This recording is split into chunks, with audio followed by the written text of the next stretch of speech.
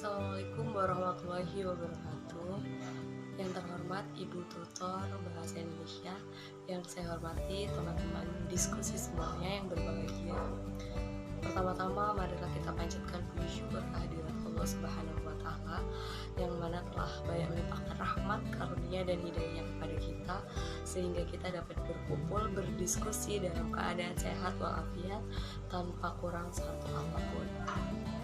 Tak lupa sholawat dan salam kita haturkan kepada junjungan kita Nabi besar Muhammad SAW, yang selalu kita nanti-nantikan syafaatnya di yaumul qiyamah. Amin. Baiklah, saya di sini akan menyampaikan sebuah gagasan atau ide pokok mengenai yang berjudul COVID-19, nama penyakit keren yang mematikan. COVID-19 adalah penyakit menular yang disebabkan oleh virus SARS-CoV-2. Sebagian besar orang yang tertular COVID-19 akan mengalami gejala ringan hingga sedang dan akan pulih tanpa penanganan khusus. Namun, sebagian orang akan mengalami sakit parah dan memerlukan bantuan medis. Kebanyakan yang mengalami sakit parah ini adalah pada orang-orang tua. Gejala yang timbul akibat virus corona. Apa saja sih gejala yang ditimbulkan? Ini ada dua gejala, yaitu yang pertama itu gejala yang umum. Yang pertama satu demam, yang kedua batuk, yang ketiga kelelahan, dan yang keempat adalah kehilangan rasa atau bau. Yang kedua itu gejala yang sedikit tidak wajar atau yang sedikit tidak umum.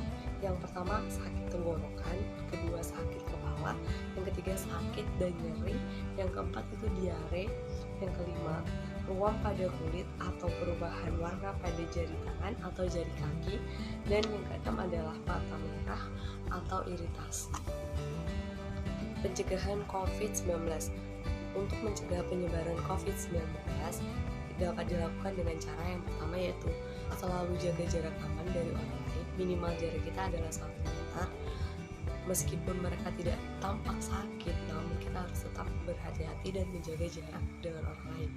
Yang kedua yaitu kenakan masker di ruang publik, terutama di dalam ruangan atau jika pembatasan fisik tidak memungkinkan.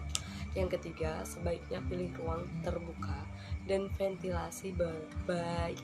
Buka jendela jika berada di dalam ruangan. Yang keempat, cuci tangan Anda secara rutin, gunakan sabun atau air, cairan pembersih dengan berbahan alkohol. Yang kelima yaitu dengan cara menggunakan masker. Hal apa sih yang bisa kita lakukan jika kita sudah terpapar virus COVID-19? Nah, untuk hal yang kita dapat lakukan setelah kita terpapar COVID-19 adalah yang pertama, kita harus melakukan isolasi mandiri. Dengan cara isolasi mandiri itu akan membuat kita lebih sehat karena kita jarang bertemu dengan orang. Makan makanan yang bergizi, yang sehat, perbanyak minum air putih, olahraga secara rutin, dan rajin menggunakan masker serta kita harus mencuci tangan. Terus selalu membersihkan ruangan dan menjaga jarak aman dengan orang lain, serta kita melakukan swab jika kita merasa keadaan kita sudah membaik. Dampak yang disebabkan oleh virus corona atau virus COVID-19, yang pertama yaitu berdampak pada kesehatan masyarakat Indonesia, yaitu terjadinya peningkatan kematian di negara Indonesia, karena pada saat COVID-19 ini tercatat sudah banyak sekali korban yang meninggal dunia karena virus corona. Yang kebanyakan adalah kaum lansia. Dampak kedua yang ditimbulkan oleh adanya virus corona yaitu penurunan perekonomian di Indonesia yang terjadi di sektor perekonomian seperti pada bisnis pariwisata, bisnis kuliner, dan lain sebagainya mengalami penurunan yang sangat drastis. Jadi kesimpulan yang dapat kita ambil dari gagasan yang saya sampaikan yaitu virus corona merupakan virus yang berbahaya dan berdampak pada kesehatan, baik kesehatan perekonomian maupun kesehatan fisik mental bangsa Indonesia. Sekian materi yang dapat saya sampaikan. Apabila masih banyak kekurangan, saya mohon maaf dan mohon bimbingan serta arahan dari ibu tutor